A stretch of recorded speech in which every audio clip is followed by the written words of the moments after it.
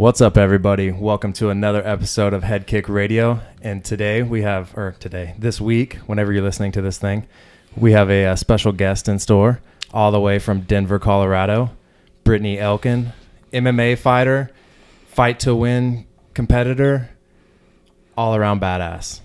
Thank you. Hello. What's up, Brittney? Hi. What's up? And then also really quickly, to my right, because I can't leave this guy out, he is the sexiest monster you've ever seen in your lives. Oh, wow. He's coming off of a big win himself. He's returning from episode 7 or 8, I believe, maybe 9. I don't know. There was a lot of beers, so I didn't keep track of numbers. Yeah. Matt Monster Paul, everyone. I was waiting because last time you did crowd noise for yourself. Well, I was about to do it, and I was like, no, we can't repeat, and there's no repeating here. I mean, I guess we could always just like, all right, scratch that and then go back. But since we're not, let's keep it moving. So, Brittney, tell the listeners about yourself a little bit, like your background and. Okay. Well, I've been in MMA for about 9 years. I have fought for Bellator and PFL on a couple of other local promotions, PFA or prize fighting in Denver and Sparta. And I'm a brown belt in Brazilian Jiu-Jitsu. I've been working for Fight to Win for the last 2 years, and I've done 14 Fight to Win pros. I'm 10-3 on their stage. And this season, in 2019, I will be in the PFL Women's 155 bracket for the $1 million bracket on for PFL. It's going to be really cool. They're open the 155 division. And I think that's awesome because I've always had to cut to 45, and I'm not really a 45er size, so it's good. So be a better cut then. Yeah, way better. That's awesome. I'm a huge fan of the PFL, how they bracket it, and they do the 2 fights in one night after the first round. Yeah. Like, talk about that and like how that's different than anything you've ever done, or is it like jiu-jitsu? No, I mean, well, if you want to think about competing multiple times, yes, jiu-jitsu, you do that in, your divisions and whatever throughout your careers. But no, the 2 times in one night is to get to the finals bracket, I believe, is how they set it up. And the number keeps on changing from the rumors I've heard of how many women are going to be in this. So it's going to be interesting as it all gets like developed and like displayed out there. But I think that's for the finals, right? I actually got to fight for PFL last year, but we didn't do the bracket. So I really didn't pay attention to it as much until I saw some of my friends develop in the bracket. So. Oh, you thought it was like just a normal setup? No, I knew what it was, but they didn't do the same thing for women. They had me and Kayla fight each other for like the announcement of the women's and PFL, and then but I watched everybody else do the million thing. I just wasn't paying attention as closely to like how they ran their brackets. Yeah. But now you're excited about it? Yeah, no, it's a super cool, interesting concept to like look at for MMA and be competitive and work towards something. It's like it's gonna be an interesting year and really fun to be on board with it. How do you guys feel about when they do the 2 in one night, the tiebreaker, when each person wins a round and they go to the one who won the first round wins? Yeah, so I thought that was kind of interesting. It took me a little bit once I first saw that to understand what that really was. And they were like, we have a draw, so they win. I was like, what the fuck you mean they win? Yeah, you're like one person won round 1, one person won round 2. I get it. Like, I mean, I get what they're doing. And I like all their format. That's the only thing I was like questionative on, but there's no real good way to do it. But like, they're pushing the pace. Like, you're trying to finish in the first round. I get it. But I feel like if you're coasting the second round, then like you push the pace, like awesome, you did well, and then you just like kind of like mail it in the second round. They should be like, just not get knocked out or submitted. Yeah. Give them like a 10-8 round or something. See, but I want to say, wasn't Pride kind of like that? How it had the 10-minute first round and then the 5-minute second round, and then they judge the whole fight? But yeah, but that's like a heavier leaning basis if the first 10 minutes is round 1. I mean, even though PFL is different, it's 5 minutes. I don't remember how they scored it. One was more important than the other, though. Yeah, I'm gonna learn how to win because I want to win. But I didn't. Again, I paid attention to the finals. Like now I have some teammates that were in it the whole time, obviously, but I was just a little more focused on what I was doing at that moment. And I want to win, so I'm going to try to figure out what they're judging on, I guess. can we go into talking about that fight with Kayla Harrison? Yeah. Your It's super PFL, awesome, huh? Yeah, PFL debut. Yeah. So I remember because that was the first PFL I watched was that one. Okay. And I want to say if I can't remember because it's been a while now, like a few months. June. Yeah. But were you one of the first fights, or were you like an in between the brackets? I want to say I was at the end of the card. Close. I was right before the co-main event. Because I was talking about the structure again. Like I was looking at how they set it up and how they have like the people that aren't in the tournaments fighting, to break up so that people can get rest, when they're fighting multiple times. Yeah. Well, they only did the multiple times for the end. Oh, okay. Well, see, that's right. Because when the one that you were on, they didn't do that. They just did it straight through. Season. Wasn't that all the one that I was on was like in the prelim time, right? So like they were still developing the finals bracket and everything. So yeah, you were in regular season. Yeah, I was in the regular season. Which, how cool is that?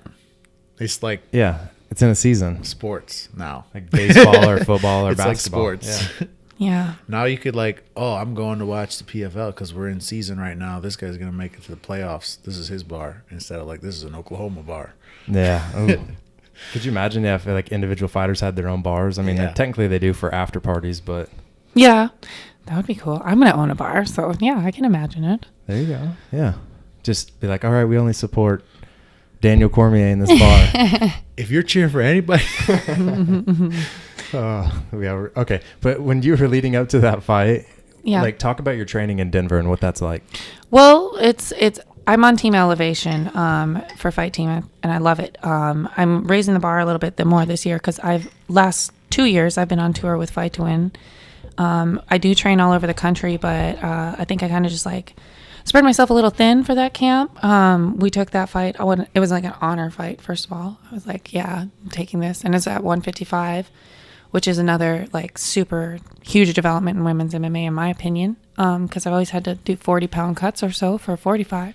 When I was home, it was 4 days, 4 hours a day, and then I'd go to work at night at the bar, and then I'd fly out on either Wednesday or Thursday and fly home on either Saturday or Sunday, and then I'd go back to work at camp. And I was in all my practices. I did all my diets. I made weight.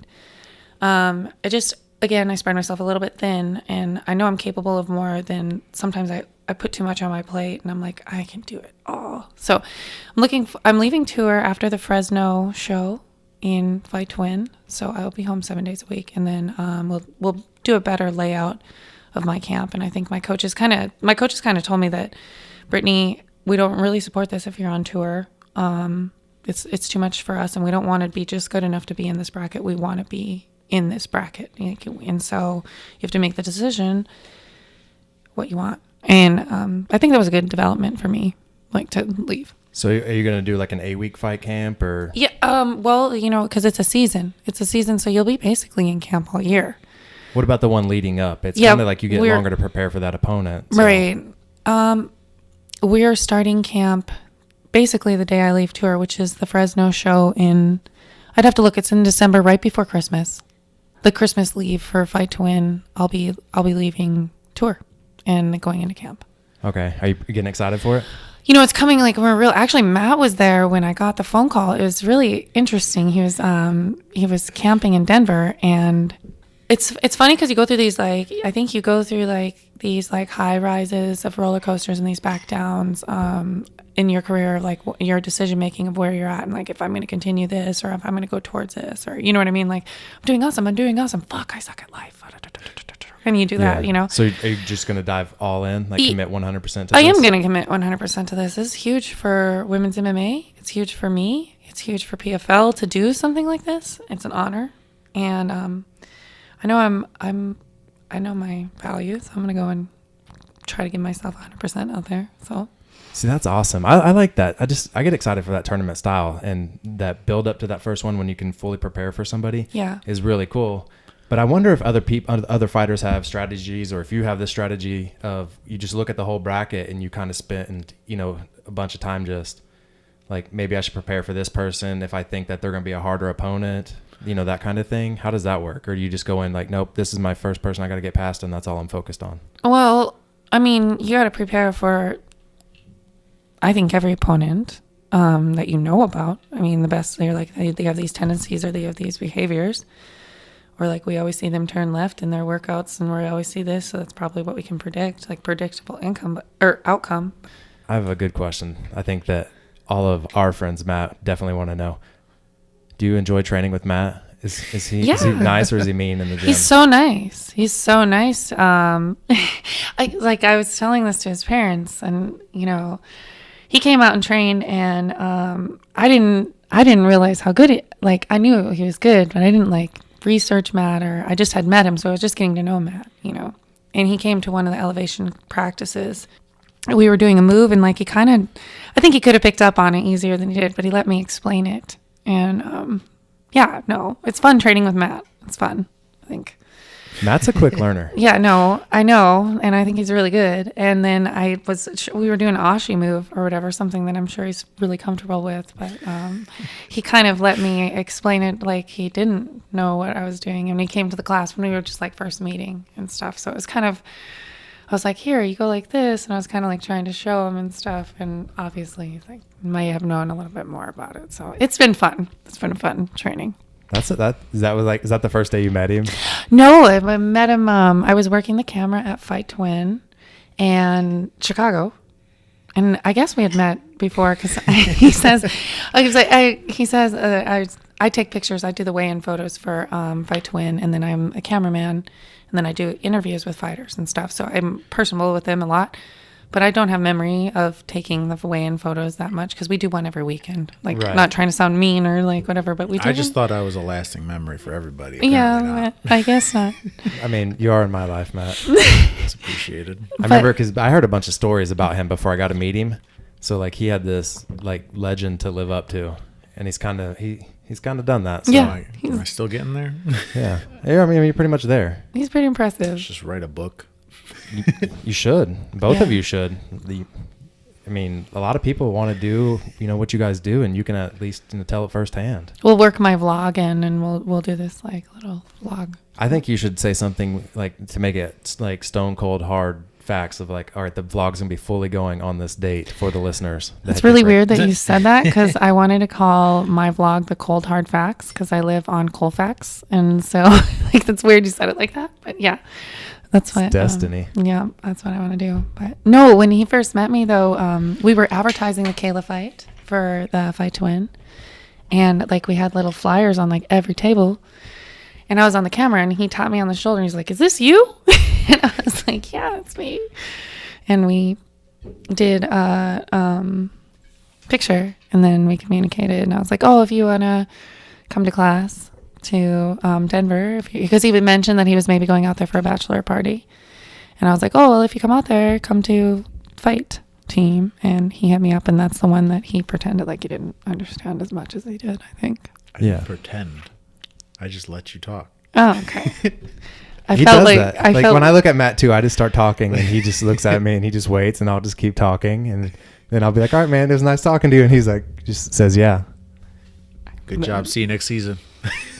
And Matt showed up. He was really quiet. He's quiet. He's quiet. So I talk a lot. And then I was like, "Oh, I'll be your partner," And it was Cody Donovan's one of the head coaches for Elevation, and we work a no-gi class before we go to spar on Tuesdays and Thursdays.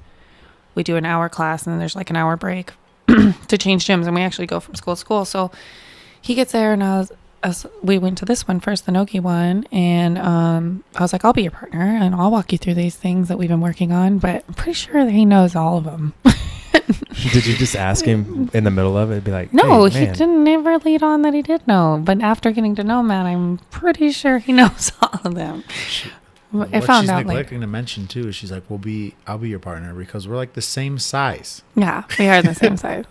Oh yeah, yeah. The listeners, I'm glad you're painting that picture out for him.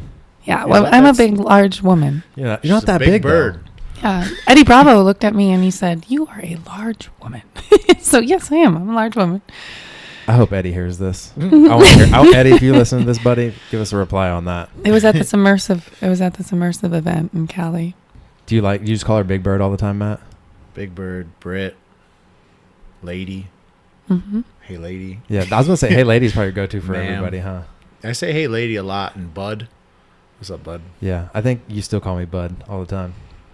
Guy. Yeah. If I call people guy, it's probably not a good time anymore. Is that like your? I don't know why. Or they just don't like all it? right, guy. Like it's usually how it goes. I mean, you have to be careful in today's society with all the correct pronouns. And I was talking to somebody. Can offend somebody. I can't think of who it was, but we were talking about like how saying something simple in like one state could mean something totally different in another state, and how like you say, "Hey, what's up?" and like most of the time people are gonna be like, "Hey, what's going on?" Nothing much going on. But you say that like here or Southern California or like certain places, like, "Hey, what's up?" It's like, "What's up then?" Oh, like what's you got going some on? beef. I got you. I was like, "What? It's not cool to say what's up to somebody." That'd be a terrible situation. Could you imagine walking down the street, "Hey, what's up?" and then somebody gets offended and is ready to fight you? Well, I was you two explaining would to probably Brittney. love it. People like me would be like, "I just want to run." You guys would be like, "All right, I need a sparring partner." I was explaining to Brittney when I was in Denver for the fight camp because I was out there for a month and I was like using public transport a lot. And I was like, man, all these people are talking to me all the time. Like, what? Why are these people talking to me? Like, I don't know who these people are. They're just, and they didn't say anything mean or like, there was nothing. The biggest negative comment I got is some dude stopped people from getting on the bus and said, "Damn, you got some big ass feet." That was like the most negative comment I got the whole time. Other than that, they were literally like chit chatting like we've been long lost friends. Just like went away to college and then came back home and then found each other again somewhere else. Yeah, that's that southwestern or mid southwestern like culture. Yeah, well, he brought this up, and I'm like, "Oh yeah, blah blah blah. I talk a lot, blah blah blah," and I like didn't really notice. But then I come out here and we're on the train, and I'm like hearing only my voice, and I'm like, "Oh, I get it. There's like nobody's talking." So like on the train, I'm like, "Hey, Matt," Yeah, like, trying to start like, whispering. I'm just like, man, nobody does talk out here. So it that's a culture thing for sure. Like where you're at, but interesting. It is interesting. Like what you get. So traveling with Fight to Win all the time, you get to see all these different cultures. Is there one that you're just like, man, these people are way different than me? I won't talk shit. No, you don't have to. But like, There's a couple. let's play the guessing game. Is it Florida? Actually, like, okay, so every time I go to Florida, I'm like, oh, I could live here until I spend 3 days there. And then I'm like, let's go home, please, right now. Only because of the weather, not because of people. Everybody in Florida actually treats us like gold. Actually, Fight to Win are spoiled because we get treated like gold everywhere. Yeah. People are always honored when we come. I know a lot of people that love Fight to Win. So yeah, and like when we show up, we try to treat him like gold too. Like one of the things that we try to do is make. Yes, there's the Matt Pauls and the Brittneys, and like Seth says this all the time. He's like, there's the bigger like thing. I talked about myself in third person, but yeah, you like, did. I was pretty impressed. I know, I was like, keep right? it going. Right? Yeah. So like he says, there's the people that are like the people that are already watching on there that have maintained a little fan base and growing. But like what Fight to Win tries to do, and we always talk about it as we're developing the show, is like these are the people we want to spotlight today. Like we got some kids matches that are incredible. Nobody's ever heard of these kids matches. So Brittney, go get your GoPro. I want you to do an interview with the kids, and then like, you know, they'll do things like that for us. And that's one thing I think why we get a lot of good energy back is like, we're trying to like show more than just the people that already have that, you know what I mean? Yeah. And then they're excited to be there, and their families are all like, They're fun events to be at. I mean, I enjoy being at them. it takes so much work. I mean, and even the cards, even though like after a while they feel like they get long, but every time, you know, somebody, the next, you know, competition rolls out, like the next match, like I just get more excited. And how cool is it? Next thing you know, you don't even feel like you've been there that long. The entrance music and stuff has been unreal. Like beside, like I've done it for fights and stuff, but they're better than some like local promotions. We've had this comment because I go to MMA events all the time too, and like people, because I know they know I work for them, they'll be like, the MMA fighters, let's say in the Colorado scene, that they're like, you know, I love MMA, but oh my God, Seth Daniels puts an entrance like you wouldn't imagine, you know. And I'm like, yeah, it's he spends a lot of money on it. We have a lot of stuff that we don't use for every show. We have pyro that we need permission, or concrete floor. We've just been using it, but we use a lot of AstroTurf buildings, so we don't use pyro all the time. We have an amazing disco ball. Brings a cool effect to like the lighting and when you're walking out. I love it. So yeah, the entrances, the announcers and stuff, like I think like there has to be a little theatrical event before the match happens, before the competition, because you know everybody that's usually bringing a friend's not always a fight fan, so you kind of have to give them something for, you know, so they can say something good about it to their friends. well, Seth is always like the goal for us is to make all the crowd that isn't training jiu-jitsu or isn't interested is to become interested, or to become a little bit more interested, so that they work their way into the gym and we build the sport up more. So Who do you think has the better walkout song, you or Matt? Matt. I don't ever pick my walkout song. Listen, she had a great walkout song last one. What was it? Oh, we came out to It's Brittney Bitch. Oh, yeah. But we took out the instrumental after that and then changed it because I don't like the song. But And Matt, what is yours? I don't even know yours. I've heard it, but I just don't remember it. Whitechapel, Saw is the Law is my walkout music. Is that what it is? I thought it was something different at Bellator. What was it? That's what it was. Was it? I mean, I I'm couldn't a hear it terrible either. friend. That fucked me up. I couldn't hear my own music. I was like looking around. I was like, what's Oh, yeah, going you were on? talking about that, and you asked us if it was playing, and we all were telling you, yeah, we could hear it. I think the Jumbotron thing's pretty cool, and you can... Do you ever just, like, take a Look back? moment, like, look back? I've caught myself one time in a fight, like clinched up, and then I like looked up. I was like, "Oh, that's my name. Oh, I'm fighting." You're like, hey, I know that name. I do. One of my amateur. That's hilarious. My amateur fights, I was losing, and there was a projection screen in the corner, and I was in like a side control or something, and I turned over, and my attention turned to this big TV monitor, and it was me getting beat up. I was watching myself lose. It's like a very memorable point. So. Oh, that sounds so terrible to me. There was one Thai fight I was in a clinch again, and I caught myself watching the UFC that was on TV in the bar. I think it was Anderson Silva fighting Okami. No. Oh, Yushin Okami? Yes. No. Yeah. Was he 85er? Yeah, 185er. Yeah. Yeah. I think that was it. Yushin hung around in the UFC for a long time. There was a few of those people that just, never quite got over the hump there at the end, but were always in the top 5, top 10.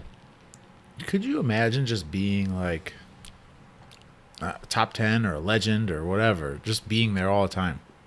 Like Overeem. I'm assuming that's Like, what you how two are long going is- for. How long has Overeem been like amazing? Like ever since forever. he stepped in the ring? Yeah, since Like, when he was doing kickboxing. it's great. And like we're still here. How long? He had to be like 20 years of like greatness. How do you maintain that? He's with Elevation now too. Oh, is he? Mm-hmm. So you guys been seeing him? Overeem has been, actually, he moved his camp to, as far as I know. I mean, he's been there pretty regular. This camp, I think he's testing out the camp or whatever. Cool. Breaking news, it sounds like, to the world.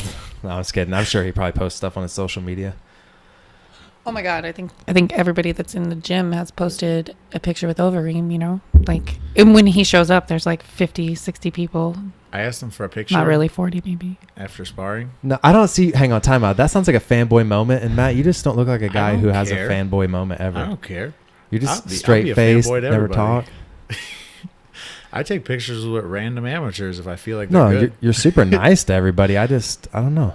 I see you like I don't all the ask time unless on the gym. we did something. Like I won't go up to somebody random. Like if I see somebody famous in the street or whatever, I'm not gonna be like, "Oh, come take a picture of me." But like, I do. See, I would be like, I mean, even if I was like the champion, I think I'd still be running around, I'll be like, oh, Mike Tyson, oh, just like all the grades, like Chuck Liddell, Tito. Like, if get they over were here. famous and we did something, then like we sparred. So I'm like, all right, take a picture. This is pretty awesome. And then, I asked him, and he was like, he looked at me, didn't skip a beat, just straight faced, $20. I was like, oh, okay. I didn't even. I was like, sure. I still want the picture, so sure. And he was like, or shave your beard.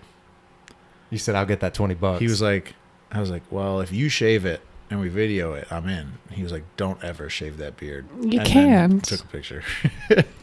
That's what you had to go through to get a picture? Yeah, he's funny, I thought he was man. going to tell you, like, hey, spar me. We did already. Oh, okay. Well, so then maybe that he's like, all Dude, right. he's big. He looks big. Like the TV screen, like 'cause you can always tell when the heavyweights are in there because the cameras have to be Comes wider. back. Come back, so you get to see more of like the octagon and everything. Him So and Curtis, he like, fills it up. I I was going to ask you, was Curtis big. is a big dude, and he's from Chicago as well. Oh yeah, And Curtis is on our team, and Neil Magny, they're from Chicago. And then who are the other ones? Shorty, Chepe, Austin Hubbard. He's from Illinois. Sterling, though. He trains with he used to train with O'Laughlin. There's a few other people too. Corey Galloway made it out there. It's like a Chicago community in Denver. Yeah. You're just taking over. Actually, like one of the fighters found out that I was seeing Matt from Chicago, and they got really inquisitive about me, and they're like curious because like the Chicago, like you guys are a little group, and like they're like, who are you? That's like the version of going to prison and be like, all right, where's my crew at already? That's already in here. Let me look around. Where's the flag? All right, there's Chicago flag. What's up? Hey, I guess we could open a Chicago bar there and have the same kind of following as like the Boston bar. There you go. You definitely could, but Matt, do you have the Chicago flag tattooed on you? Yeah. See? Okay, now my next question, does everybody in the camp that's from Chicago have the Chicago flag tattooed on them? Yeah, that's a good question. I don't know. I have to check. Probably not, but the tattoo I want, I can't get. I feel like how, every gang has their own little tattoo symbols and everything. I was like, wait, this is what it is. It's the Chicago flag and all these Chicago dudes. I get asked the Colorado flag is huge, popular in Colorado. People ask me all the time, like, what that flag is, because it's not the state. It is Chicago flag. Yeah. So people don't even see it. I don't even know what the Illinois state flag looks like. It's a white flag with an eagle on it. Like dead center. That's pretty cool. I'd be flying that thing more often if I knew that before, but the Chicago flag overtakes the world. Yeah, I put it on everything. It's just a cool aesthetic. Like it goes on a shirt well. The 4 stars. Brittney, do you have the Colorado flag tattooed on you? I do not. Okay. I do have a plethora of Colorado gear, plethora of like headbands, necklaces, all kinds of shit that is unnecessary, trendy Colorado stuff, but I do not have the tattoo. Because I've lived there for 9 years, but I am not a native, so I don't feel like that's my tattoo. See, that's why I can't do the Chicago. But I want to jump back into what got you started in martial arts. Okay. So Gillette, Wyoming is a special place, and I lived there for 8 years, and I was married and divorced there at a young age. Really. I was 18 when I got married and divorced when I was 21. And after I got divorced, I was like a CrossFitter. I was like trendy workout, like meet you at the rec center and working out all the time. So I like big arms, no fighting experience, nothing like that.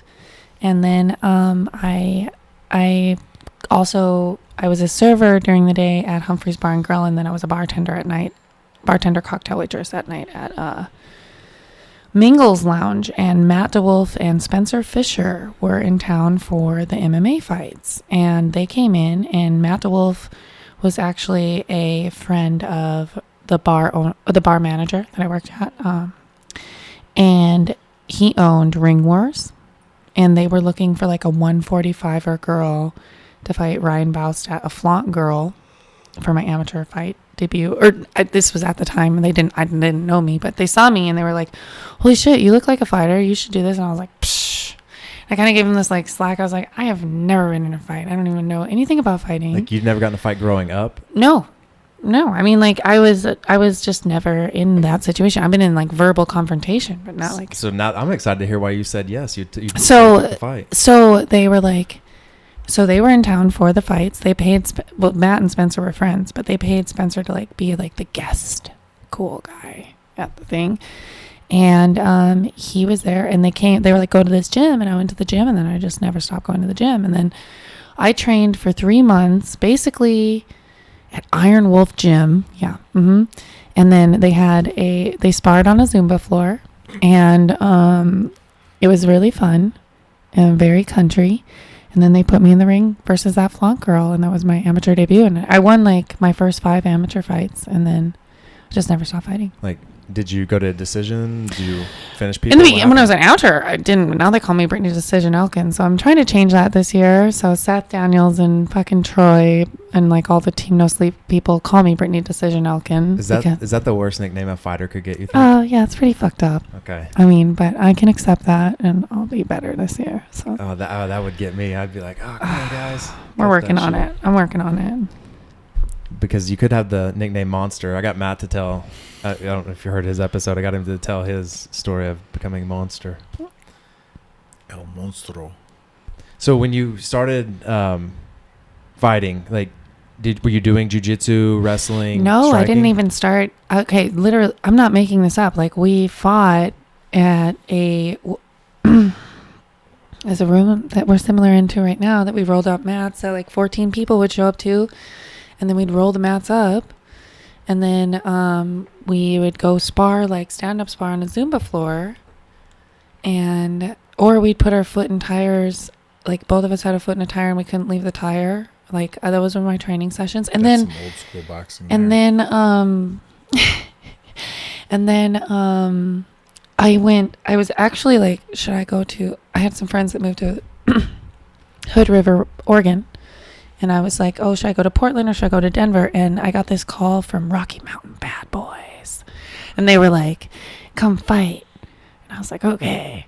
But my coach said I wasn't good enough to do it. So I was like, oh, I'm going to take this and not tell my coach. You know, this was like, I'm going to do this. I was like fucking an MMA baby. First of all, I was like, 5 fights deep. And I took this whole camp and I went to Denver, and he found out on my drive to weigh-ins there, and he got in my head and really fucked me up because like he's, this was before social media like was huge and all that. And anyway, I met some people in Denver when I took that fight. I lost that fight, but they were like, hey, this is where you should be. And I literally just like packed my bags and moved to Denver. I quit my job and so that's when you joined a real fight camp. So what was that transition like, going from, I don't know, did you think you were in shape in your first 5 amateur fights, or? Yeah, I did. And it was an incredible change. Like, you have a lot of mentors out there in Denver. Even 10 years ago, now, yes, you definitely do. But even 10 years ago, all these guys have been out there for a long time doing training. Grudge was out there. I was on a different fight team than I am now. I was at 303 Training Center in Grudge when I first moved there. Yeah, it was an incredible upgrade. It was like my eyes were like, I was starstruck most of the time, but I was trying to play it off, like. Was Grudge Mark Munoz's gym? Grudge was Trevor Whitman's gym with his brother. Yeah. I was going to say, I know the name, and I couldn't remember why I couldn't put a face to it. Trevor and his brother, they look like identical twins, and I really didn't know the difference until like 3 years later, but they owned that gym. Jake Ramos. Do you think CrossFit got you ready for what you were going to face? And I think CrossFit did not. I think that no. No, CrossFit no, gets no I dropped here. CrossFit. That was just like local trend in Gillette, Wyoming. It's a huge trend in Chicago. I'm sorry. So am I. No, Matt's a big CrossFitter, so we better be I careful. heard. Matt, you used to do CrossFit, didn't you? Like, for real.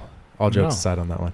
I'd done CrossFit one time, and it was because I went to LA this past like couple months ago, and I love the gym out there, Deuce's gym. It's like, I watch their videos they put on Instagram all the time.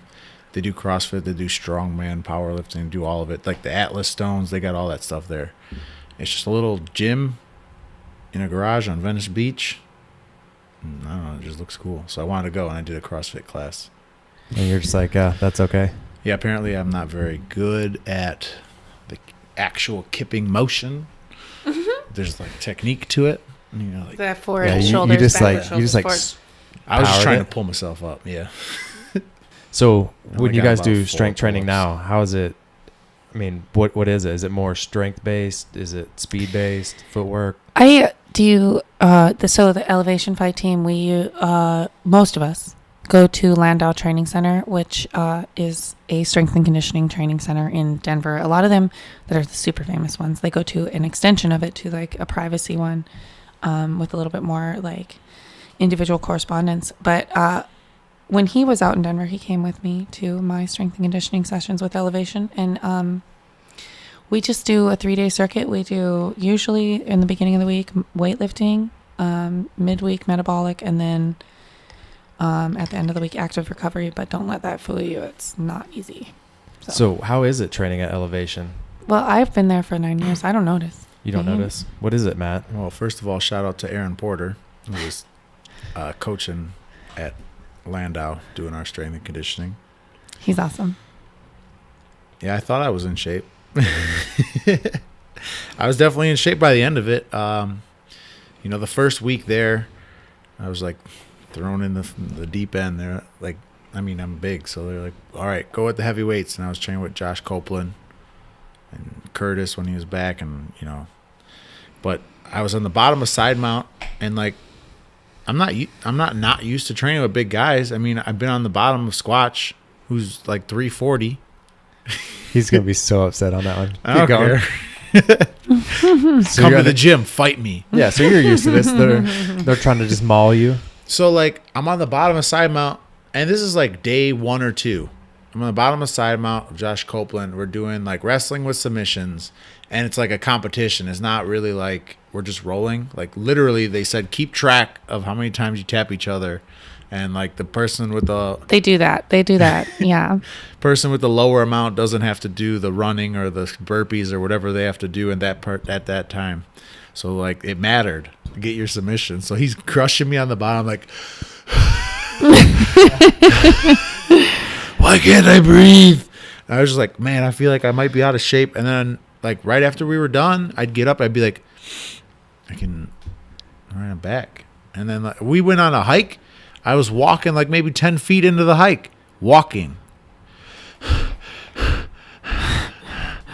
I was trying to hide it, too. You know, when you're, like, out of breath and you try not to do it. Yeah. You're like, That's I can't talk to people. When that happens, I can't talk to people because then they'll hear how out of breath I am. Yeah. You get more out of breath talking. I was actually out of breath on that one too. We are you talking about Hanging Lake? No, before when we went to the dinosaur one. Oh, that one? Oh, really? Funny. Okay, that one was not bad.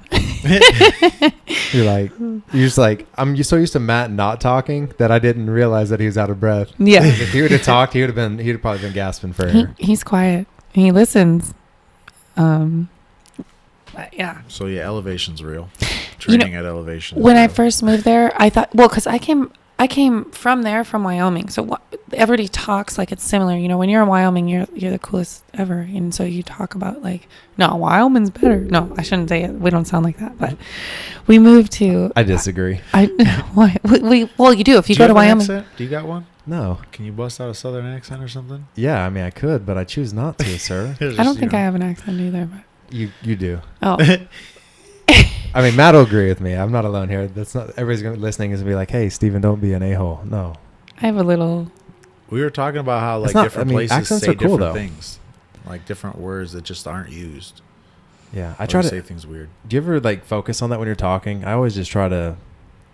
I don't know. I don't want to say like monotone, but I just want to have like no accent. I want to be a monotone accent. Like you have to guess where I'm from.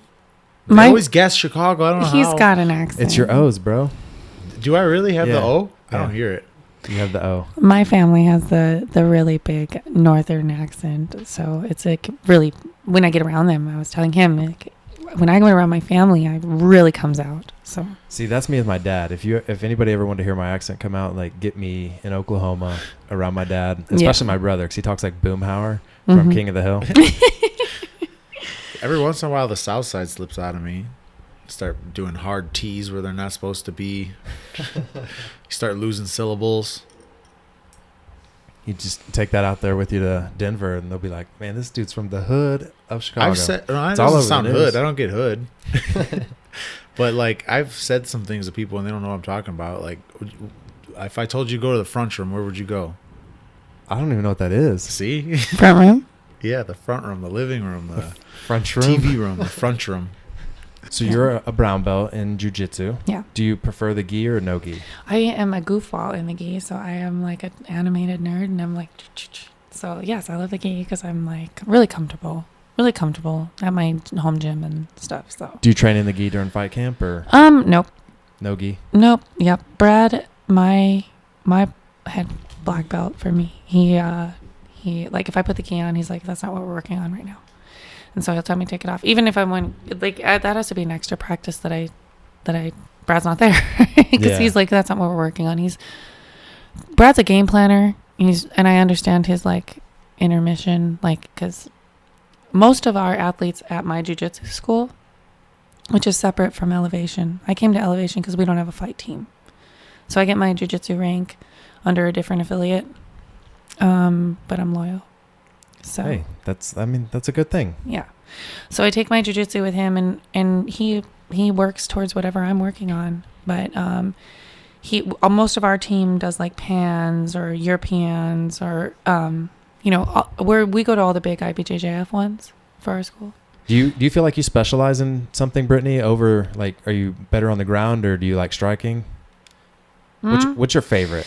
And even without giving away your game plans. I just am playful on the ground, so I feel very normal. When I fight without a lot of overthinking, I think I just like to fight. I don't care where it is. And I'm working right now on just being more versed, fluid and more versed. So I'm like a white belt all over again standing up because I'm trying to learn some new thought process and new concepts. So I don't know. I'm pretty happy everywhere. I just like to fight. But if you would feel safe, I would be on the ground. The ground's a little easier, but like I feel like the ground and pound is just different because like myself who loves jiu-jitsu, Josh, rolling with him, he'll especially show you where you're very vulnerable, if you're on the ground like this in this position where you're going to get punched in the face and things like that. Especially so like even just the self-defense of, what I do, I couldn't imagine fighting and have to think about that while I'm rolling of like, oh, okay, I can't do this because I'm going to get, hammer fisted or something. Like, do you think about that even when you're just in jiu-jitsu? And no. You don't? Okay. No, I just feel like that would always be going through my head, and I always wonder what goes through a fighter's head, and I got two people here to ask. I think everybody's a little different. I don't think about it. It's just second nature when I'm on top to throw. And on the bottom, I just think about controlling the arm a little bit more. I'm not like reckless, basically. Like if we're on the bottom and we're in jiu-jitsu, sometimes I'll just like put my hands by my side and just look and like see what you do and like go to do something. Like I'm not going to do that. Yeah. Yeah. Well, obviously that's how you roll with me. You're like, oh, what are you going to do to me? Nothing. That's what I thought. Or like when you commit all four limbs to one limb, you're kind of open to get hit. But if generally speaking, just about every technique, if you're doing it right, you're not getting hit in the face. I've never really thought about that. That's how white belt I am. I never think that deeply. Like, that's true. If you think like pure basics of it, what's the first thing people do to hit you? Like they give you space. Well, if I'm going to hit, what am I going to do? If you're going to hit me? Yeah. Yeah, you're going to you're going to posture up, right? Yeah, give me space if I'm on defense. Yeah. Posture. That's the defense to like getting out of anything. Yeah. Well, not getting out, but like that's a major defense to a lot of things. You have to break the posture. It's pretty much the first step in 90% of jiu-jitsu. So like if they can't posture, these little rabbit punches you're getting hit, but it's not really the same. Yeah, it doesn't have the power behind it. So like if you're doing a technique right, you're disrupting the posture, you're not getting cracked. It's funny because I actually get more nervous for a jiu-jitsu competition where I'm not getting punched, or I overthink a jiu-jitsu competition where I'm not getting punched than I think of that while I'm getting punched. Like while I'm getting punched, and just the plan is to not do that. You know what I mean? Yeah. Are you more thinking of like, this is what I should be doing and not really what they're doing? Or is it more of I'm reading them and reacting? I think the only time the punches really matter is when they did something to you. So like you get hit a lot. You're going into a fight knowing you're going to get hit. Obviously they matter. I'm not saying punches don't matter. Yeah, you want to take the least amount possible. But like you're expecting it to happen. It's not going to alter your plan generally speaking. But it's those shots that are like, oh shit, I didn't think that was going to do that much, or whatever it is. Those are the shots that really like make you then change what you're doing. And most of the time it's too late at that point. Is that the first thing, like when somebody like gets you with a good shot, like are you thinking, should I cover up? Should I take down? Like what goes through your head? Like is it different processes at different times? It's a opportunity thing. I always say there's like the big brother hits, and then there's like the bone crushing hits, and then there's like decisions we make. Like that's what I'll talk to my coaches about. I'm like, oh, it's just like a big brother hit, so I thought I could work through it, or and then I'm like, oh, that one zapped me, so I like respond and then recover, take a breath or two, and try to think about it later. What is your favorite submission? That's the one that works. Yeah, I was gonna say I gotta preface that. Like I'm the biggest like nerd of jiu-jitsu. It's like when I meet somebody, I'm like, that's my first question I want to ask everybody. Like, hey, what's your favorite submission? So as straightforward and corny as that sounds, I have to ask because I bet you I can guess Matt's. I think I can guess Matt's too, and that's what I was gonna say. Can you guess like each other's? I think I could guess yours is the fadeaway. Yeah. Yeah, that's very well known, Matt. See, yeah, His second favorite is the Darce. I'm Brittney Decision Elkin, so I don't get as many as Matt. But no, I don't know. I don't really have a favorite. You don't have a favorite? Like when you're just in the I gym? always catch an arm bar in a lot of different ways, but I don't really have like I'm not as good as fucking fadeaway Matt. You don't have to be good at it to like it. I like a lot of submissions. I mean, You never just showed up to class and learned a technique to, you know, or a submission, and you're just like, oh yeah, like this is the best night of class ever because I'm really into this submission, and then you know what? You just try to hit it every time after that. If you nerd out about jiu-jitsu, like my biggest thing in I class, go through cycles. My biggest thing in class is not really submissions because I feel like I pretty much know all the submissions, and it's just varying off of those now. So like, you know, I'm not gonna say I know everything because like obviously there's more to that, but like the submission itself are all pretty much the same. It's just different variants of it. Like, I mean, you could argue that a straight ankle lock is rear naked choking or guillotining the leg. You know? Yeah. Which he shows me cool shit since I've met him. Has he shown you a bunch of leg locks? Yeah. He shows me cool shit all the time. I'm like, okay. I know. But see, that's what's funny to me is like Matt has so much leg lock knowledge, but and you never try to leg lock me, at least when we roll. Yeah, I'm not interested. Yeah, you're just like, no. Vinny says leg locks don't work. So I'm holding Vinny Magalesh? Yeah. Hashtag leg locks don't work. Who's also fighting for the $1 million PFL. That's right. He's in the finals. Who's he fighting? Year's. That guy, Sean O'Connor. Sean O'Connor? O'Connell, I think. O'Connell? Yeah, O'Connell, I believe. That's right. Yeah, Vinny's been tearing it up. Pulling guard. Jumping triangles. Do you guys want to talk about that? Are you guard pullers? Because that's another one of my questions. No. Don't you ever pull guard in front of me. We can talk about that for a second though, because my coach and Professor Brad, he wants me to grow. He's like, when we're at Worlds or we're at something, when I enter the heavyweight bracket for women and there's no cap on it, and I'm going against, 250 to 300 pound women, and because I don't want to cut under 170 because I'm lazy, and there's no cap on it, he's like, we have to learn after 2 minutes to not exhaust a pull guard and attack on that in the first 30. And so like, I understand the game plan behind it, but I really have a hard time doing it myself. I have a hard time. If we tie up and you decide after that tie up to pull guard, then I'm no longer interested in what's happening in this match. I'd like to restart. Get me a new partner. This one's broken. Give me a new partner. This one's broken. I love that. Oh, man. So has anybody pulled guard on you? Everybody. They don't want to be thrown by Matt. I was actually a little nervous last night. Even he takes care of me. I'm like, I'm not talking like in jiu-jitsu. I'm talking like in an MMA fight. That's an my MMA question. Fight? Yeah. No. Because I don't see you in an MMA fight not being interested, even if the person pulled guard. You're like, no, now I'm going to smash your face in. Well, that's what I mean. I'm not interested in you anymore. I'm just trying to hurt you. And at first you sound like you're like, let's play a little cat and mouse game for 3 rounds, and I'll finish you in the third, like you just did on your last opponent. Talk about that. It wasn't a cat and mouse game. I was trying to finish. My hands hurt. I hit that man so hard. So hard and so many times. I've talked to some people about it, and they're like, oh, were you like trying to like set him up a little bit more? Was it a little bit lighter on the punch? It's like, no, I was hitting him as hard as I could. And for 3 rounds. He was taking it. Talk about the finish, though. Well, once, I don't know, I didn't really have his back, but once I had that like turtle position, top turtle, I pretty much knew it was over there because he wasn't really trying to stand up, and I wasn't really doing much to keep him there. I was doing just enough, like little bit. And he had already stood up a couple of times to the point where like I knew he was capable of it. Yeah. And I was waiting for him to get up because then I was going to swing because I really wanted to knock out really bad. I was like disappointed. Is that your favorite way to end a fight? I've only done it once. I'd love to do it more. Well, you're on your way. You're getting back in there. But I don't know. I knew it was kind of over there, so I was just hitting him, looking for the openings. I wasn't trying to rush it. I mean, you could see I got across his face a couple times. I could have tried to squeeze through it or something, but I was trying to make sure he was going to give me it. Did you feel like a little relieved after that one?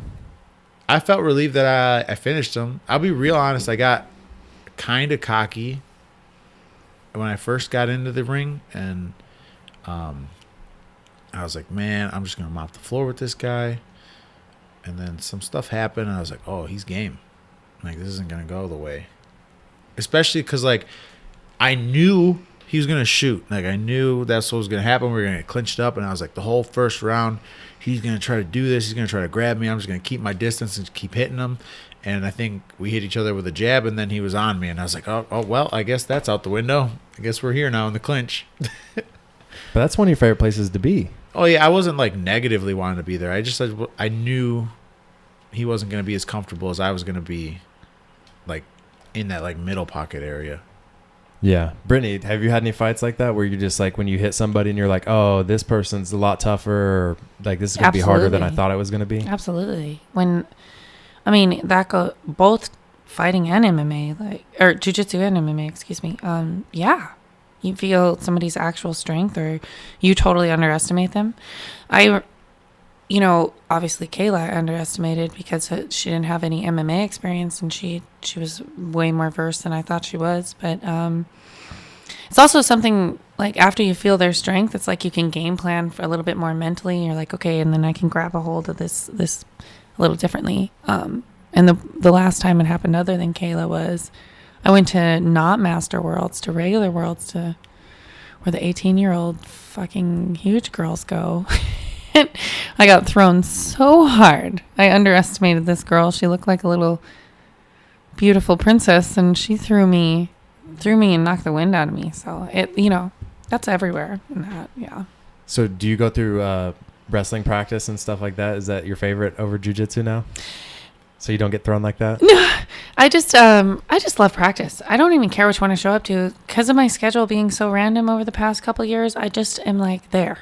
Yeah. The wrestling coach over at Elevation's a stud. Yeah, he's awesome. I'm not even going to try to pronounce his last name, but No, now you have to. This is our cricket. No, just Zabrinsky, Zadarsky.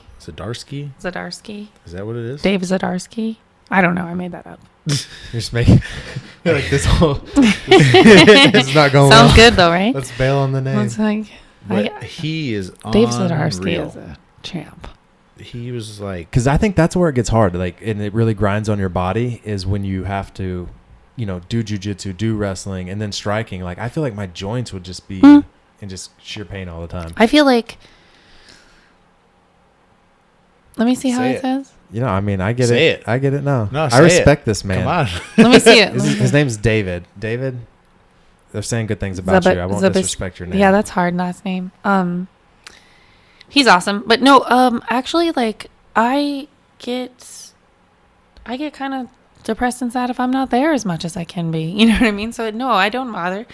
Don't bother. You know what? I get cranky by like my fourth. What we were doing like 3 a days when you were in camp out there, and 3 or 4 days, like going to morning strength and conditioning, then no gi, then sparring, and then I'd finish out with a gi then at the end of the night or whatever. Yeah. No gi at the time because I had that match versus Maggie. And you got those 7 a.m. jiu-jitsu classes. I do. Matt, the monster's not an early morning person. Is I know. he? He came to all of them with me though. I will get up. I don't want to get up. You know what? I was like, we don't have to go. And he's like, yeah, we do. I was like, okay. So he did just fine. He is. He's got some responsibility, in him, and he just doesn't want to admit it. So I'm just going to say this between us two and not in these microphones where everybody's listening. Matt's a good dude. So, but you don't have like a favorite one that you want, like, if jiu-jitsu's next, you're like, oh, thank God, I love this. This is all I want to do. No, because my coaches don't ever let me. It's like when I show up, they're like, more practice. No, I'm just kidding. No, I have my favorite one actually is no gi for MMA. I love that. And that's just like chill, learning, roll. Cody's one? Yeah. Cody's no gi for MMA is like, he's got like a good structure. He likes sits there and like we talk about technique and then we apply it. And then at the end of class, because of sparring, a lot of people leave in this little like open roll applied technique spot, but I try to stay and then go to sparring. I don't know. That's probably my fave. Do you love doing this as that and working for Fight to Win, like just full time? That's got to be fun? It's, I had like I said, Matt was there when I got the call to be signed with PFL, but I have to let go of something to like move forward in this. And it is a little identity crisis letting go of Fight to Win, because I do love it. Like Seth picking on me and firing me. No, I'm going to really miss Fight to Win because I do love it. But I also, right now, I'm ready to be home and work towards this. It's big. And that's coming up in December. Yep, the Fresno show will be my last Fight to Win show. I will not be on tour anymore, helping jiu-jitsu people find their seats, and I will not be doing that. And I'm gonna miss it. It's been an incredible journey. I've been everywhere. So I would enjoy that. I like all that behind the scenes stuff, and that you're talking about with the vlog. So that's gonna start picking up too. Well, no, because I'm leaving. But Seth. No, I meant your vlog. Oh, my vlog yeah. is. I'm gonna do behind the scenes to like. I'm saving for fight camp. Yeah, I'm gonna use my GoPro right now because I can't afford another camera yet, but I have goals. So I feel you. I do the same thing. I shot a whole video series for a class for like 4 months, and I used the GoPro and like hung a blanket as my background, and then if I like made the back dark enough, I could like green screen it and stuff. It was kind of cool. Like you can still do really cool stuff. I started streaming on Xbox, but I haven't used Twitch yet. I have to figure Twitch out. That's the real one to go to. I've been using Mixer. See, I've got a friend that's been telling me that. He goes, you should put your podcast up on Twitch. Yeah. They put everything on there. One of my buddies has a really awesome one, Average Joe's OC, I think it is. They're in Orange County. Oh, they play video games. Nice little plug for the guy. Average Joe OC. They play video games and they work out and they like film their workouts. They film when they're playing games, or just like they think they did some self-defense on there. I mean, just like a podcast, there's no reason not to. Yeah, I if I was a fighter, I think I would be like having a friend video all my training sessions and that, do my own behind the scenes. I wouldn't. You say that, and then you get behind the scenes, and you're like, I don't want anyone to see this. Well, right. I mean, but you have complete control over it. Like, I think I would edit my own, content and just have a friend film it for me.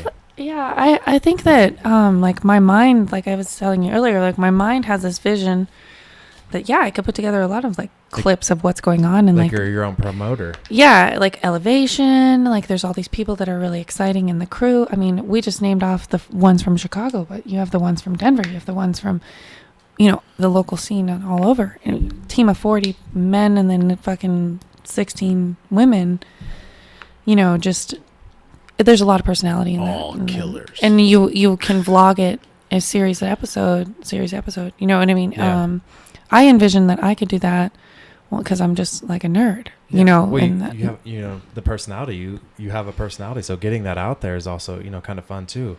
Build your own following, and then because I always think it's smart to put your eggs in different baskets so that you're not banking on just one thing. And so if you can be successful in fighting, build a following, have your vlog series going, and then one day you're just when you want to retire, you still have this thing, and hopefully it can be financially beneficial. To be honest, thanks Fight to Win that gave me that experience, because they are the ones that introduced me to I've been on the camera with them for the last 2 years, but they've been introing me to the video editing and just the opening that door, and it's a fun world. It's just so much to learn. There's a lot to it. I've been spending 4 years on it, and it's so hard to be good at it. It's so hard to be like, oh. And then to do more than one take and be good at it. So. It's true. As it's easy to just go through the motions, but it is hard to be good at. Yeah, because you have to do multiple takes. You have to get different angles. You have to watch it. You have to record it. You have to download it. You have to upload it. You have to clip it. And 20,000 other more things to do. So, what is your guys' favorite thing to do during fight camp, but not fight related? Like when you have downtime and you're just like, I just want to relax. Watch Letterkenny. Oh, yeah. We've been doing that. Watch what? Letterkenny. What is that? It's a Canadian show. It's amazing. Is it a comedy? Yeah, it's hilarious. Okay. There's 2 seasons of it on Hulu. It's amazing. So that's you guys have been telling me all these stories about hiking and this and that, and now you're going to tell me your favorite thing to do is watch Hulu? Hulu, play video games, that's what I do. Me, what do I do? No, I can't. Because it's kind of like being at home. Like for Matt, it's kind of like being on a vacation when he's in fight camp out in Denver, at least. I mean, you know what? You know what I do? You know what? I live in an amazing downtown neighborhood that I'm friends with everybody in, and we all use my backyard as a barbecue backyard, and I just like to like chill with my friends. You know, like being normal. Yeah, I think that's the best. That's one thing I miss about leaving Oklahoma and being in Chicago now. Is I miss hanging out with my friends and doing those little backyard barbecues, fire pits. I miss house parties, man. See, that's a They were Chicago so much thing. cheaper. Brittney, like if you were to talk to younger women and say like, hey, you need to know some self-defense, like where do you stand on that? Okay, like let's just start with don't be stupid. First of all, like just because you're a girl doesn't mean you have permission to be stupid. On self-defense, if you're really curious about it, I mean, if that's your interest and all that stuff, there's great outlets at this day, and we're lucky. And we have great schools, and we have all kinds of things. Self-defense, I mean, do you think it's an important thing that every young girl growing up, at least as a teenager, should start to learn for a year or so to have some basic knowledge? I mean, but of course. But a lot of girls aren't comfortable with it. To go to like a school or something. I don't know if they could offer like an in outlet to like element or like not like, I don't know, school systems just like they do to like introduce new sports just to understand a little self-defense. But again, it's like just the people that are leading that's where the problem is. And yeah, because I mean, I would say when we were younger, like you didn't really have to worry about protecting yourself because I feel like the 90s especially was such a chill time that in the early 2000s that we didn't really have to think about that growing up because people weren't like too crazy like they are today, where now there's the school shootings and like all that chaos. Yeah. Like I feel like it's probably more important now than ever to learn jujitsu, learn striking, learn situational awareness, all that kind of stuff. Of course. I think that's going to be like girls. Yeah, I would love that if that was a thing. If everybody got the opportunity to learn some of that. My little sister actually goes to middle schools in Denver with our jiu-jitsu school, and we work with a police outreach in the Arapahoe County, and she is teaching middle schoolers basics for that, and it's like a groundbreaking thing right now. But it's going to be hard to get that. Like it's going to be over the next few years to get that. Like is like a thing that happens for the general public. I don't know. You know what I'm trying to say? I'm not trying to be negative on it. I'm just saying like we're introducing it, and it's definitely becoming more. So that's a good thing for sure. Yeah. Because I think it should be introduced everywhere. I agree. But I do feel like it is tougher for like younger women, I would say, because like for boys, I don't know, like the whole roughhousing culture and all that. Yeah. Like they kind of can jump right into it, and I feel like we always say teach everybody while they're young. I feel just you can't teach everybody while they're young, and I kind of always wanted to ask somebody that. Like I think it's like I don't know. It's such I feel like I'm a different kind of girl. I feel like a girl. I feel very feminine. I feel very things, but I feel like a little past that evolution place where like I have to be aware of other women's feelings when they're coming into jiu-jitsu classes, when they're coming into self-defense classes. Like they're not comfortable. A lot of women aren't comfortable with these like things. So I don't know. Well, hang on. Talk about that. Like if you're at jiu-jitsu, right, and you see a female walking in for the first day, and you're like, like you like want to partner up with them and show them, be like, hey, this is some great stuff. It's really natural for me to like go to a woman that's new. I can recognize her right away, and I'll be like, hey, what's up? And I just try to be a little bit like goofy and fun so that they feel a little bit more like welcome, because that's been throughout the whole career is just trying to get more women in it. It's hard to get women comfortable in it. So I don't mean to ever be negative when it's brought up. I think that all of them need to learn something. So I want to hear Matt's perspective. So Matt, you've been doing jiu-jitsu a long time, and the reason I ask you guys, because you've both been doing it longer than myself. When you see a new female, especially Matt, come into the gym, like how do you think like, hey, maybe I should partner up with this person because I have more experience, or do you just let them pick and choose? How do you feel about that? I don't know. I usually probably don't. I probably don't try to pair up with anybody new when they come in. I feel like I could almost ruin the experience for them. You know what I mean? It's like, not that I'm going to like beat them up or something, but like it's all right. I mean, especially when they come into like a gym where like I'm known already, like they've already heard, oh, this is Matt Paul. Like, That's true. You do walk around with a legend. So like they're like, oh, like I could see people be like, oh, I gotta do this perfect, or I gotta do this, or coming in and be like, oh, fuck this guy, like I'm gonna show him that I could do this. You know, you get the macho dude, or even just like a girl who just feels uncomfortable rolling with a dude for the first time, and besides having a giant beard in your face, it's not fun. So no, I mean, I don't turn people down by any means, but I don't go seeking.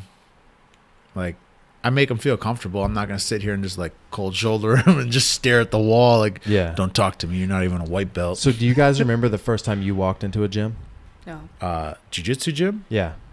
Or any gym, like just if you remember your striking, anything, like talk about that experience. I remember my first time going. Well, I don't know about my first gym, but like the nerves, because I was so nervous when I came back as an adult. I was so excited. yeah, it was pretty. I mean, the first time I walked into a gym was high school wrestling, so I was like, man, you're gonna let me? You don't let me do this to somebody? I was just like, I can be a fighter. I was such a stupid girl. So like, is it one of those things as you get more experience, you look back on yourself and be like, I was so dumb? I do all So the time. I was showing him, like, look at how stupid I was. I remember the first time I walked into a jiu-jitsu gym. It was 10th Planet. I walked in. There's articles out there that said this. I was a jiu-jitsu ace. I'd never trained jiu-jitsu a day in my life. I understood if you choke somebody's neck, they can't breathe, and if you make their shit go the way it doesn't go, they're probably going to tap out. That was my idea of jiu-jitsu. So my coach at the time was like, hey, you know, like we train a little bit, but you should probably look into like a real jiu-jitsu place. And I was like, oh, it's fine. Like, I wrestle. I know how to grapple. It's fine.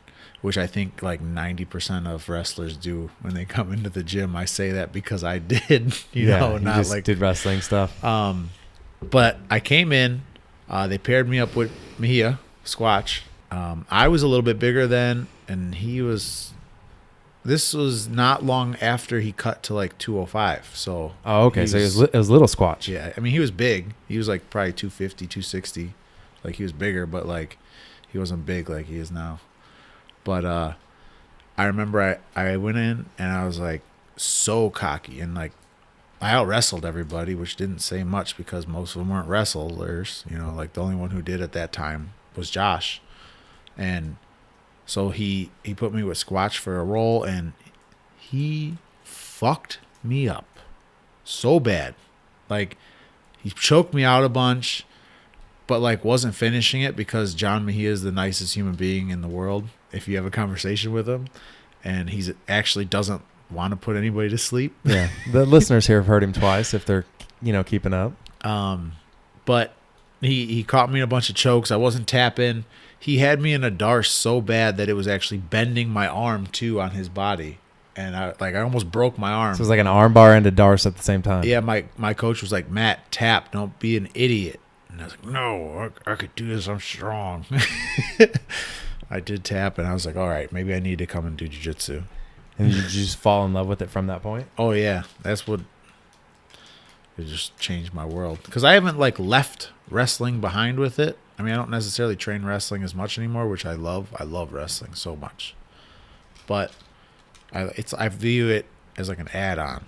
It's like I'm still doing wrestling things, or like trying to see like how this can fit, or what movement is like the similar, you know? Yeah, and then just finish them with a choke, the jiu-jitsu move. Yeah. I got you. Because I always like, you know, we call it grappling. And at, you know, Piscini grappling especially is like, that's pretty much all it is up until the submission. You know, it's wrestling, it's grappling. And then there's the finish, you know, which is, you know, jiu-jitsu's in there along the way, but mostly at the end. But Brittney, do you have a similar story, like the first time you were on the mat and you're going with somebody like John Mejia? Your version of John Mejia or something? Oh God, yeah. I used to have this black belt that I used to like only show up to like 2 classes a week in jiu-jitsu because I was like MMA or whatever, you know.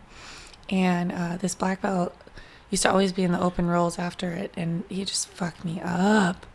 It was like my goal to just maybe catch him in like maybe like anything other than, you know, I just got probably shut down like 6 or 7 times a roll. So well, then how big are you on repping? We rep my gym, my jiu-jitsu gym. We rep a lot. I don't know if Matt really got a huge taste of that, but Brad, my head coach, he's like 50 reps of this, 50 fit-ins, 50 takedowns. 50 takedowns to finish, 50 takedowns to finish, and then sprawl, move out. And like, we just move through an order. So lots of repping in my school, at least. Yeah. See, I think that's how it should be for, especially like, that's the biggest thing. Like, I just wanted to roll like everybody when they first start. And then after a while, you're like, no, I actually prefer repping more now, because that's when, your body just gets used to doing the movements without even thinking about it. I learn different. I'm a weirdo. So like once I feel like I want to rep as much as I can until I feel like I've got it. And sometimes it's like 4 goes. I'm like, all right, I got this. Let's go. Next part. Yeah. And other times it's like, 50, 100 or thousands is still going, whatever. But I'm also like that. I feel like that's also why I'm kind of good at picking up on things is I look at each day kind of different. You could be teaching a whole path for a week, and I'm just learning that day. That's all I'm focused on. The day before, we're done. We did it. I picked it up or I didn't. We're here now. Yeah. Do you guys ever feel like you get information overload in a day? Like if you start, let's say 7 a.m. jiu-jitsu, 11 a.m. striking, 4 p.m. wrestling, and you're throughout your whole day and you're learning something? Or is in fight camp, is it just fine-tuning? I wouldn't say I get overloaded. I get hungry. Yeah, I mean, it's more like that. It's more like after, like I could physically probably get away with 6 sessions in a day, but like the 5th, the 4th, I'm getting hurt, or I'm doing something dumb, or building a bad habit. But I wouldn't necessarily, like, I don't know. I mean, I can't say because I haven't done 10 jiu-jitsu classes in a day and picked up everything from each, but like, I feel like no matter when I'm in something, I'm going to take away something because I'm looking for like a connective tissue each time. I'm not really looking at the move anymore. It's like, what makes this work, this concept? What are you going to take away? Do you feel the same on that, or is it overload? I know. I don't really feel overloaded. I get like a little like bitchy is the right word. I might get a little bitchy in like the last 5th or 4th The only time I would say overload of like knowledge is like literally showing too much in one move.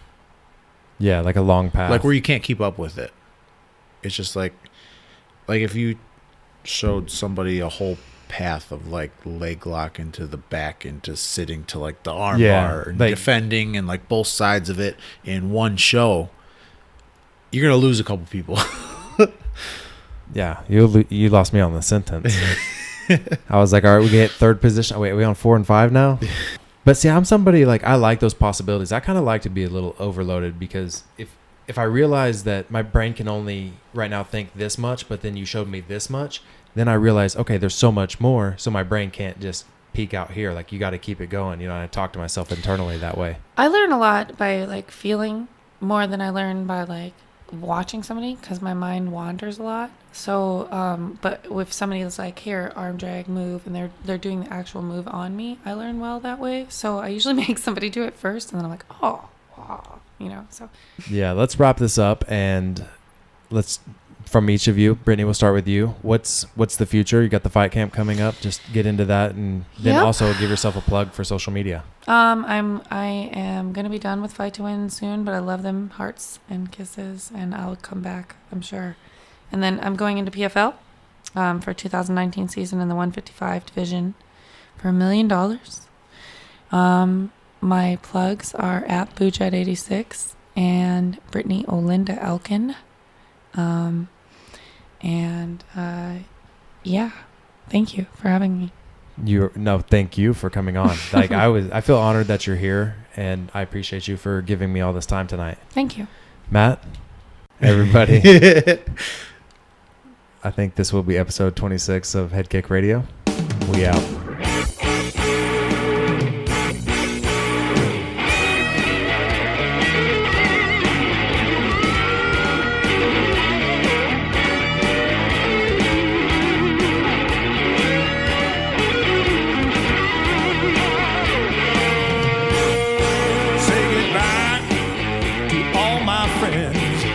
Say hello to the stars above.